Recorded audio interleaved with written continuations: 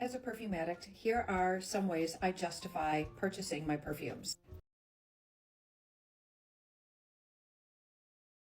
Hi, besties. Welcome back to the channel. So, besties, we have some to discuss.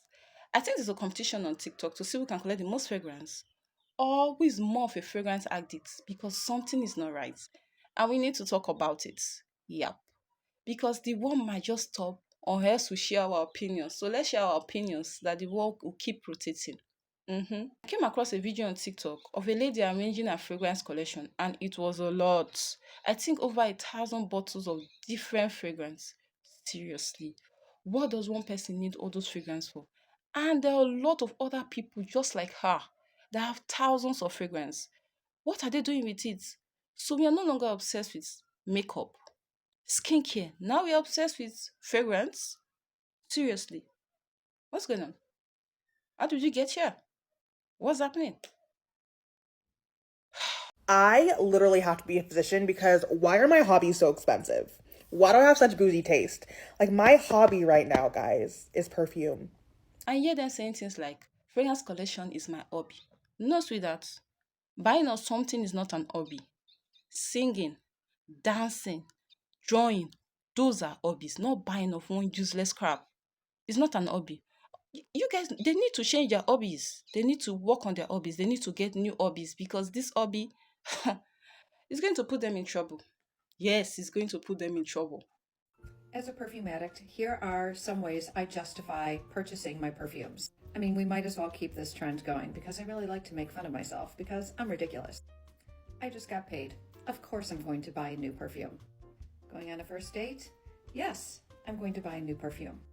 Did I break up with somebody? Yes. So now I'm sad, so I'm going to buy a new perfume, but I also have to declutter the perfume that I had with that person because I don't want that scent memory anymore. Bye. I'm going on vacation. Of course, I have to buy some new perfumes. And while I'm on vacation, I have to buy some perfumes of that place. So when I come home from my vacation, I remember it through that perfume. Am I bored? Yes. I'm going to buy a perfume. Am I depressed, anxious, angry, uncomfortable, in a weird mood? I'm probably going to buy a perfume. And then I'm going to be anxious and depressed that I bought the perfumes because I feel guilty and ashamed for buying so many perfumes. I'm just going to go ahead and declutter half of my perfume collection to justify the fact that I'm going to buy more perfumes. Is there a season change? Well, you know what has to happen. You got to buy a perfume for the new season. Is it my birthday? Well, the whole month is my birthday. So it's just a whole month of perfume shopping. Any special event that's going to happen? Probably going to buy a new perfume. And I'm definitely going to be influenced by people on TikTok, especially new perfume drops by Kiali, Fleur, and Sniff. I'm also going to become hyperfixated on a particular note. And so then I will definitely have to seek out perfumes with those notes and buy those. I also will have perfumes scattered in carts all throughout the internet. And then when they go on sale, I'll buy them. Or if I find a discount coupon code that will justify the purchase being a little less, I will definitely buy them. I will also be on Facebook, not really looking for a perfume, but somebody will be selling something. It will pique my interest, and because it's free shipping and no tax, I'll probably buy it. So there you have it, some ridiculous ways I justify my perfume purchases. Fragrance collection can be a very addictive hobby, and if you're not careful, you end up being bankrupt, homeless, and smelling great because a lot of this fragrance costs more than rent. Trust me, you guys need to change your addiction. You need to work on your addiction. You need to work on your hobbies because this hobby is not cheap. It's very expensive. You might end up being homeless, bankrupt, but the good news is you'll be smelling like $1 billion. Yeah, if it's worth it, you might continue.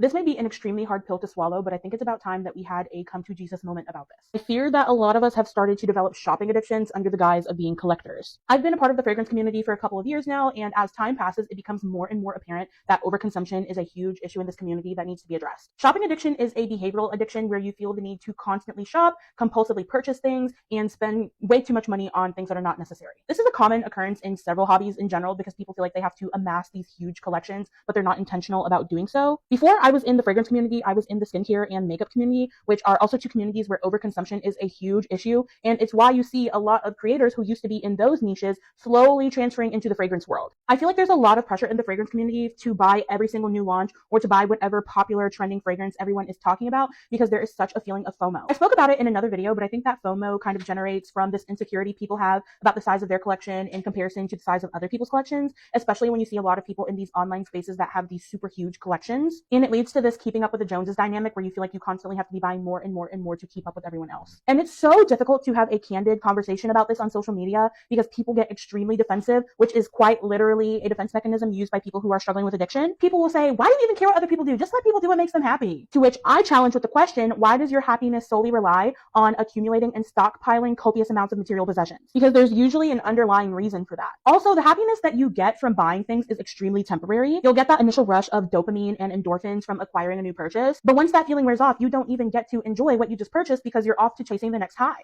A lot of people don't appreciate, acknowledge, or even use the fragrances that they currently have in their collection because they're just constantly adding more and more and more to their collection. Also, just because fragrances don't expire, which is only partially true, doesn't mean that you should be stockpiling them. Shoes don't expire either, but that doesn't mean you need 100 pairs of Nikes in your collection. Another common retort you'll hear is, you're just jealous that you can't afford it, and why are you policing how other people spend their money? But on the lowest of keys, a lot of the people that are excessively spending and acquiring these huge collections can't afford it either. I believe there's a good chunk of people that are really running up their credit cards or having to use Afterpay or Klarna to afford their purchases because they just don't have it like that. And even if you genuinely do have the money to afford your purchases, that doesn't make it any healthier to compulsively and impulsively spend money. For those of us who grew up in poverty or grew up just not being very well off, but now we're making big girl and big boy dollars, we tend to have scarcity mindset. We feel like we have to spend the money that we have because we don't know when we're ever going to have it again. Also, when you grow up without having the things that you just wanted for pleasure and happiness, you get stuck in this I'll never have enough mindset, which leads you to overspend.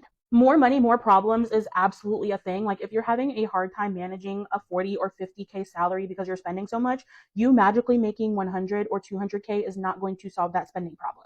So just because you can afford something doesn't necessarily justify overspending and impulsively shopping, because no matter what tax bracket you're in, it can still be detrimental to your mental health. In our current social media climate where consumerism is a huge concern, it really does not help any feelings of scarcity mindset whenever everything that's being promoted has such a sense of urgency behind it. Especially when there's constantly new releases or brands that are releasing limited edition scents or companies that are releasing their products in extremely small quantities because they understand the psychology of scarcity mindset. For example, I am a creator that participates in selling on TikTok Shop. I recently had a growth and sales expert give me some feedback on one of my videos because I was just wondering why I was having such a hard time making sales. And the feedback that she gave me was that my videos were lacking a sense of urgency. And that just made me take a long, hard look at myself in the mirror because I don't ever want to make my followers feel like they have to purchase something that I talked about the second that they see my video.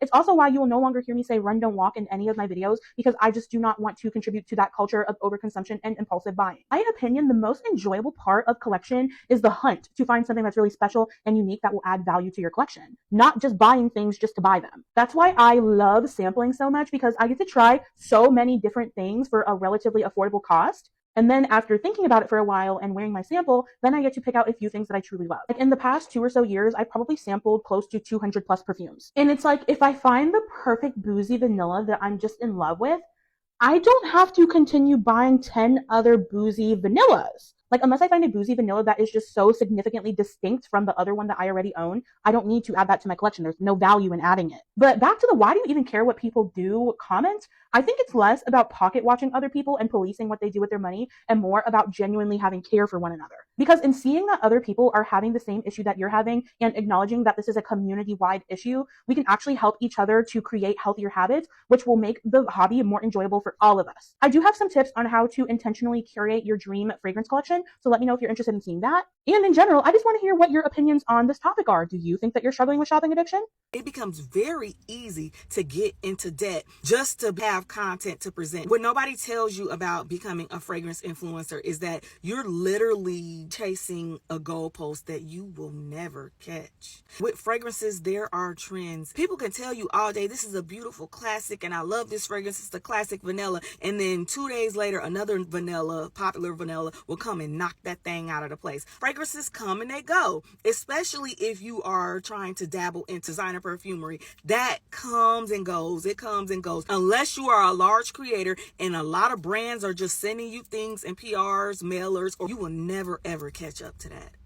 And that stress you out, and then it can also drive you into spending unnecessary money. There is literally a carrot dangling in your face, which is staying fresh and staying on trend, and it's always moving. I remember somebody came in my comments and told me, like, I love you. You be giving the old school fragrance recommendations. And I was thinking to myself, like, when did Burberry her become old? Like, but technically it is in the fragrance world. It's like last year. Got to churn. I'm trying to put through college. Pensions I'm paying into. I can't keep up with it. If you can, that's cool. But if you can't, keep that in mind when you're making fragrance content. Buying a fragrance is not going to magically change your life.